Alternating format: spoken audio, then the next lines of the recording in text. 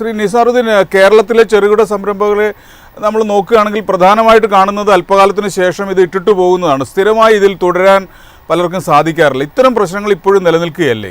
ഇപ്പോൾ രീതിയിൽ പുതിയ സംരംഭകർക്കാണ് ആശ്വാസമാവുന്നതോടൊപ്പം തന്നെ നിലവിലുള്ള സംരംഭകരെ പ്രോത്സാഹിപ്പിക്കാൻ ഗവൺമെന്റ് 3 വർഷത്തിന് മുമ്പ് തുടങ്ങാൻ മിഷൻ 1000 നമ്പർ സ്കീം തുടങ്ങുകയും അവർക്ക് 2 കോടി രൂപയുടെ ധനസഹായവും അതേപോലെ പ്രൊജക്റ്റിന് വേണ്ടി വരുന്നതിന് 1 ലക്ഷം രൂപ, ഒരു GST എക്സംഷൻ ഉൾപ്പെടെ മിഷൻ 1000 അന്നേരം 10 കോടി രൂപ മുതൽ മുടക്കുള്ള വ്യവസായി 100 കോടി വിറ്റുവരിലേക്ക് വരാൻ വേണ്ടി 1000 യൂണിറ്റുകൾ പ്രോത്സാഹിപ്പിക്കുന്ന ഭാഗമായിട്ട് ഒരു പഴയ യൂണിറ്റുകളുടെ സ്കീമുകളോട് വന്നിട്ടുണ്ട്.